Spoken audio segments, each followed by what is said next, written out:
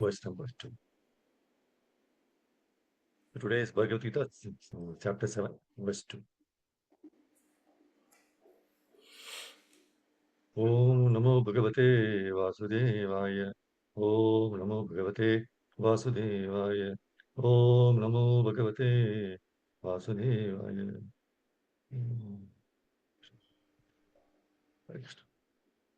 So let us start by reciting the verse first.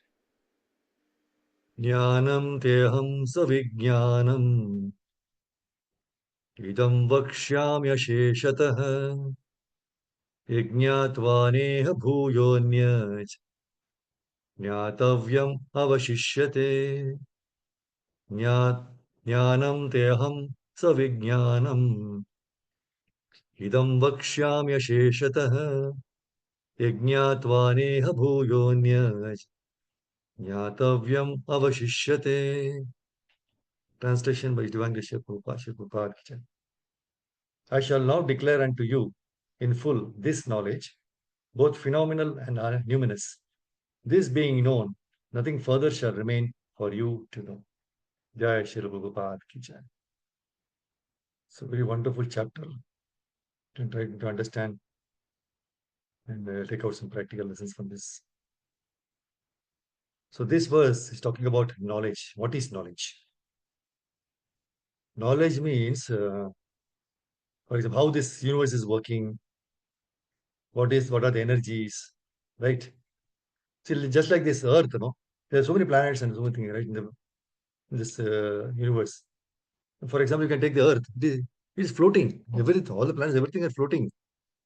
Weightlessness. Actually, they are so heavy, right? See, the Earth, it has got so much of metal body, like mountains are there, sea, ocean, huge buildings are there, right? But it is floating like a cotton. So if one understands how it is floating, that is knowledge. So Krishna consciousness means to have all kinds of knowledge. Not that like if you are Krishna conscious, that means we are carried away by some sentiments, right? We have got philosophy, science, morality, everything is there. Everything is required to be known in human form of life. So Krishna says, I will speak to you all about knowledge in this verse. So see how these universal planets, they are floating. How this human body is rotating. How many species of life. How they are being evolved. So these are all scientific knowledge.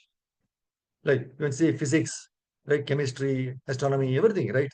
So Krishna says, Yajñatva. If you understand this knowledge, that is Krishna consciousness, then you will have nothing more to know. That means you will have complete knowledge. See, we are all hankering after knowledge, right? But if you are in knowledge of Krishna consciousness, and if you know Krishna, then all knowledge is included in that. See, one cannot deny that there is no God. God is a controller, supreme controller. You cannot say that you are not controlled. Can we say? There is a controller. And Krishna is the supreme controller. So there is one controller over another, right, in the middle world. With Krishna, so Krishna is the supreme controller. So the point is, if you go on searching, who is the ultimate controller, then you will find Krishna, Sarva Karana Karana. Now, this knowledge can be understood by a person who has made a relationship with Krishna and is a surrendered soul. See, without being surrendered, it is very difficult to understand the controller and his energies. How he is controlling everything, it's not possible. So this is the condition, surrender. So in fact, in this chapter only, later on, the 7.25 verse, you can see, Naham Prakasha Sarvasya, Krishna says. What he says? I am never manifest to the foolish and unintelligent. For them, I am covered by my eternal creative potency. And so the deluded world knows me not, who am unborn and infallible. It doesn't reveal to all in any, right? Only to surrender soul. Just like if you go to a college, first time, right?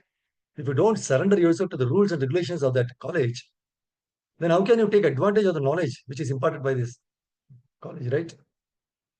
So everywhere, wherever you want to receive something, you have to be controlled.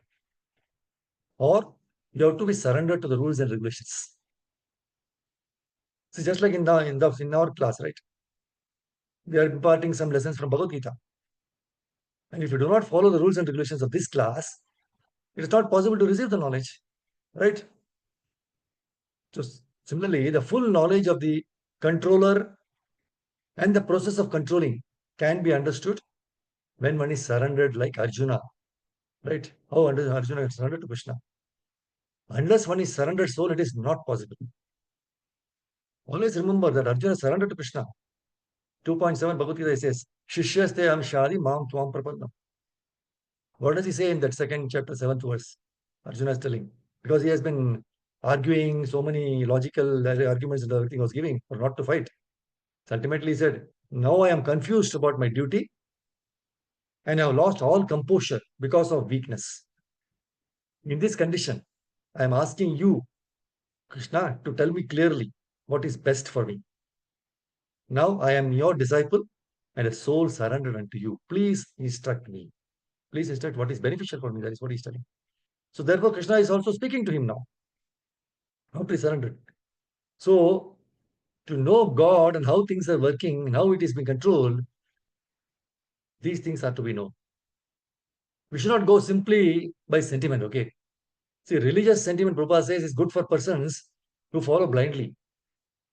But at the present moment, people are advanced in so-called education, so much higher education, PhD, so many things. So Bhagavad Gita gives you full information so that you can accept God with your reason, with your argument, with your knowledge. It is not a blind following. Krishna consciousness is not a sentiment. It is backed by knowledge and practical knowledge. Vijnanam, that is Jnanam Vijnana Sahitam. And the process to understand this knowledge is to be a surrendered soul. What is disciple? Disciple means one who accepts the discipline. See, without accepting discipline, no, we cannot make any progress in any field of life, right? Especially spiritual. It is not possible.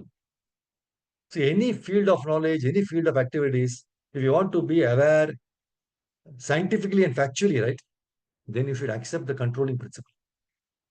So in this chapter, this is very nicely explained that who is the supreme worshipable object. We are worshipping. According to our capacity, we are worshipping somebody. See, at least we are worshipping our boss in the office, right? The proprietor of the company. Suppose I work in an office or in a factory, I have to worship the boss, right? I have to abide by his order. So everyone is worshipping. Now the point is, who is the supreme worshipable object? Krishna. How is supreme worshipable object? That is explained in this chapter, 7th chapter. Therefore, if we understand that Krishna is the supreme controller, so here is the supreme worshipable object, then the problems of our life will be solved at once. So we should be inquisitive, intelligent enough, right? So we are serving. See, every one of us we are serving, right? At least we are serving our senses. Practically, see, actually, everyone know they are not serving any boss or master. Please understand this point. We are actually not serving any my boss or my master. We are all actually serving our senses, their senses. Right? Suppose if I am serving somebody as my boss, actually I am not serving him as a person. I am serving his money. Now, if the boss says tomorrow you have to work, from tomorrow you have to work free. I have no money now, so you have to come and work free. I will not be no salary.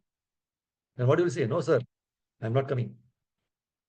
Because I am not serving you, I am serving your money. Actually, we are serving money.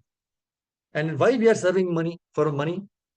Because with money we can satisfy not Krishna's senses, our own senses. Without money, we cannot satisfy this powerful senses, right? So if you want to drink, if I want to enjoy such and such things, then I require money. Therefore, ultimately, I am serving my senses. Krishna is called Govinda, right? See, ultimately, we want our sense satisfaction. So, Go means senses. So, here is the person, Supreme Personality of Godhead. Govinda. So if you serve Krishna, then your senses become satisfied. Therefore, his name is Govinda. Actually, we want to serve our senses, but the real sense, the transcendental sense is Krishna, Govinda. Therefore, devotional service means purifying the senses, to be employed in the service of the Supreme Pure. So Krishna is Supreme Pure. That's why in Bhagavad Gita, 10th chapter, you will find that Krishna is described by Arjuna, Pavitram Paramam Bhavan, 10.12. You are the Supreme Pure. What Arjuna says in 10.12 is saying, you are the Supreme Brahman, the ultimate, the Supreme abode and purifier, the absolute truth, and the eternal divine person. You are primal God, transcendental and original, and you are the unborn and all-pervading beauty. All the great sages such as Narada, Asita, Devala, and Vyasa proclaim this of you. And now you yourself are declaring it to me. So, if you want to serve the senses of the Supreme Pure, then we have to become pure also. Being pure means spiritual. Spiritual means pure life. And material life means contaminated life. See, just like we have got this body, right? Material body. This is impure body. That's why we are suffering from disease. We are suffering from old age. We suffer from birth. We suffer from death. And in our actual pure form, spiritual form, there is no such suffering. There is no birth. There is no death. There is no disease. There is no old age. That's why in Bhagavad Gita 2.20, it says, Nitya Shashvato Ayam na hanyate hanyamane sharire. For the soul, there is never birth or death, nor death, right? Nor having once been, does he ever cease to be. He is unborn, eternal, ever existing, undying, and primeval. He is not slain when the body is slain. So, Krishna consciousness or devotional service means purifying the senses. That's all. See, we don't have to eradicate or get out of the sensual activities. No. We have to simply purify our senses. So, how can you get out of these senses? See, because you are living in it, the senses are there. But the thing is that at the present moment, because we are materially contaminated, our senses are not getting full enjoyment. So devotional service means purifying the senses. Sarvopadi vinirmuktam tat paratvena nirmalam. Chaitanya Charitamrita Madhya Lila 19.170 says. What it says, bhakti or devotional service means engaging all our senses in the service of Krishna, the Supreme Personality of Godhead, the master of all the senses.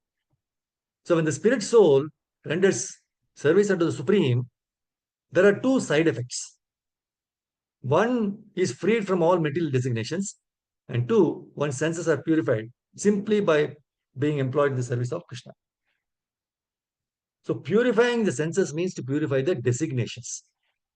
And Krishna conscious means I am neither Indian nor American nor this or that. I am eternally related with Krishna. I am the part and parcel of Krishna. Right? So when we are fully convinced that I am part and parcel of Krishna, that is Krishna consciousness. And that is purification of your senses. So, as part and parcel of Krishna, you have to serve Krishna. That is your pleasure. Just like if I got some itching in my this leg, right? That is one part of the body. And what I do, I take from the fingers, with my fingers, I itch on that part of the body, in the leg. The satisfaction is felt by the leg where the itching is being satisfied. And the fingers also get satisfied. Not that only the leg is getting satisfied from the scratching sensation. Whole body is feeling these satisfactions of the sense. So similarly, Krishna being the full, right? When you satisfy Krishna, the sense of Krishna, Govinda, then the satisfaction of the whole universe takes place. Yasmin tushte jagat tushtam. This is science. So if the Supreme Personality of Godhead is satisfied, everyone is satisfied. So another example we can see, right? If you satisfy your stomach, in your body, whole body gets satisfied. It's not that only the hand has to eat separately. No need. Satisfy the stomach, the root. What is the root of the tree? The whole tree gets nourished. So this is the point to understand. So this is the process of Krishna consciousness. And Krishna is personally explaining. So Yajnatma, if you understand the science of Krishna consciousness, then there will be nothing unknown. Everything will be known. It's such a nice thing, right? Yajñātva neha bhuyo anyāch jñātavyam avishishyate. This verse which we are discussing. Bhuyo means no more to understand anything. Everything is completely known. Now, then the question may come, then why people do not understand Krishna? Very relevant question, right? And that is being answered by Krishna in the next verse actually. Manushyanam sahasreshu kaschidetati siddhaye yatadam api siddhanam kaschin mam veti tattvataha. 7.3 he says. He says, out of many thousands among men, one may endeavor for perfection. And of those who have achieved perfection, hardly one knows me in truth. See, man is animal, rational animal. The special gift to man is that he can decide what is good, what is bad. So he's got that extra knowledge than the animals. So at the present moment, the education system is so bad. Prabhupada says in one of that it is practically animal education. Animal education means the system is so bad that practically it's so what does this education? See, animal education means when we are too much interested with eating, sleeping, mating, and defending. That is animal education. Animals also do this: eating, sleeping, mating, and defending. So we are also doing the same thing. What is the difference? We have that prerogative of to know what is right and what is wrong. Right? So the animal, so see, for example, the dog, that dog can defend himself from other dogs. And if you think that you have discovered atomic energy to defend yourself, that is not advancement of human civilization. Different measure, that's all. So similarly, if you go on analyzing, see, the analysis of man is perfect when he is searching after his constitutional position. Who am I? What am I? Am I this body? Why I have come to this world? This inquisitiveness is required. So this is the special prerogative of the human being. Therefore, as soon as one begins to inquire what I am, if he goes on searching after this, no, then he will come to God, Krishna. He's so kind, Krishna is so kind that before his departure from this material world, he leaves behind him this Bhagavad-gītā, so that he can know from his personal talks what is God. So if you read Bhagavad-gītā rightly, as it is spoken by Krishna, not foolishly interpreting nonsense, then you will understand. Krishna says, I am the Supreme Personality of Godhead. Right? So we should not interpret this version with a foolish interpretation, but accept Krishna as the Supreme Personality of Godhead.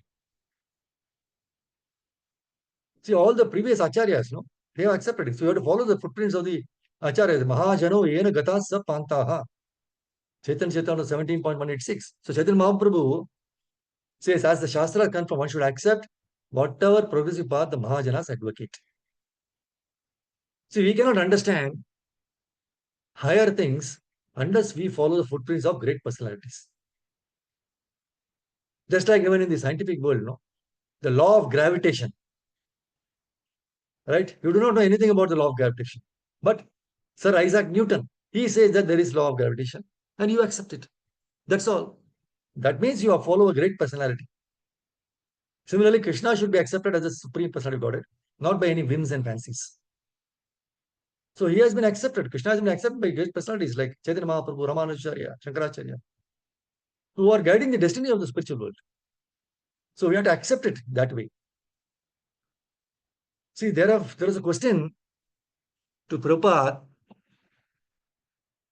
He said, Prabhupada, you say that Krishna consciousness is a system of purifying the senses.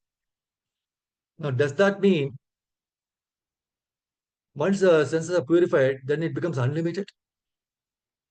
Do the senses become unlimited when they are finally purified? The Prabhupada says there is no question of unlimited, but at least it becomes purified. See, first of all, purify. Then the limit of senses will also be extended. So Prabhupada gives an example. He says, suppose if your eye is defective, you cannot see clearly, right? You require the help of glasses. But if the disease of your eye is cured, then you can see without glass. You can see without glass, but that does not mean that you can see for 100 miles. Correct. At least you can see perfectly. You don't require the help of glass. Understood? So long your senses are impure, you're completely in ignorance. You do not know what you are, what is this world, what is God. Simply in darkness. Just like a dull stone, right? Ignorance means dull stone. So if your senses are purified, at least you can know who is God, what you are, what is this world, what is your relationship with Krishna. These things will be revealed. Not that you can become the supreme controller once you are purified. That is not possible. So purifying the senses means at least you can know yourself, you know the controller, you know the controller system. So these things will be revealed. So this is the point. This is the knowledge which Krishna is speaking about in this verse 7.2. So with this we can know who is the Supreme Personality of Godhead. And he himself is revealing by speaking the Bhagavad Gita as it is. We have to follow the Bhagavad Gita as it is. Otherwise we'll have, again, birth, death, old age and disease. Then the 84 lakh species. We don't know when we'll get the human form of life. So this is a point to understand. So this is Kali Yuga. But when moment we are in Bhagavatam and Bhagavad Gita together, that is Satyuga.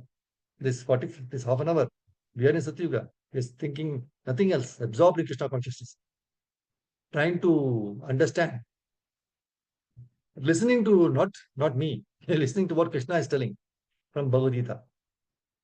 Then if we follow the instructions as it is, then there is nothing to, we can, that means Krishna says in this, if you know about this Krishna consciousness, what I tell you, follow it as it is, then nothing more to be known. Everything else is included in this one itself. So this is the point. Otherwise, we are in ignorance. Then we have to again go circle, birth, death, old age, disease, again and again, new birth, next body, suffering, right? This we can stop immediately by listening to Krishna as it is from Bhagavad Gita and chanting Hare Krishna, Krishna Krishna, Hare Hare, Hare Ram, Ram Ram. Thank you very much, Mataji, Hare Krishna, for giving me this opportunity to glorify Krishna and purify ourselves. Vancha kalpatarubhya kripasindubhaya patitanam pavanebhyo vaishnava. Thank you, Prabhuji, Mataji. Hare Krishna. If you have any questions or anything to share, please go ahead. Hare Krishna, Prabhuji. Hare Krishna. Vidya here. I'm sorry I cannot come on video, but I just wanted to. This question of perfection came in when you were saying some people in the path of devotional service, okay, think that they are perfect if they are following Krishna. Okay. I don't know if perfection is the right word for us to follow as human beings, because everybody is bound to make mistakes, isn't it? Correct. And if you for imperfection, you can always make mistakes. Nobody is perfect in this world. Even in Krishna consciousness also, there is every chance of getting deviated. So nobody becomes perfect. So you can see the example of Vishwamitra and all, right? Yes, Mother. And if go ahead. the person is imperfect, it is still okay, because you get to learn a lot more things than you have done before, like a sponge absorbing the water. Yes, absolutely. You're right. So means the knowledge, what we get is nothing. More and more deep you go to the ocean, you get more and more pearls. You think that once you get the pearl, oh, this is enough. This is what I was looking for. But you go inside, you get more. See, the same Bhagavad Gita, if you go on reading again and again, you will get more and more realizations. Right? Yes, so you feel, oh, I'm nothing. Right? That's what you feel. Absolutely. Absolutely. The realization that I'm nothing and Krishna is everything comes after several deep readings of several scriptures prescribed to us. And unless and until you get that, this thing, you can never claim to be a Krishna's devotee, isn't it? Absolutely. That's true. That is true. You don't have to claim also. Don't think about your progress. You just go on doing as it is, as given to you by your spiritual master, as given by Prabhupada and Krishna. If you just follow as it is, that's enough. And Have no surrender saying doubts. Sarvam Sri Krishna Arpanamastu. Finished. Yes, just like Arjuna surrendered, right? He was confused. He was also arguing so many things in the beginning. Ultimately, he surrendered to Krishna, and from today, you are my spiritual master. I am your disciple. So please tell me what is beneficial for me. Please instruct me. From there on, he was. Then Krishna spoke to him. So unless you are surrendered, Krishna will not speak to you. That's Correct. it. Thank you so much, Prabhuji. Beautiful class. You, Thank you so much. Hare Krishna. Thank you. Hare Krishna, Prabhuji. Dandavat pranam. Hare Krishna. Hare Krishna, Prabhuji. Dandavat.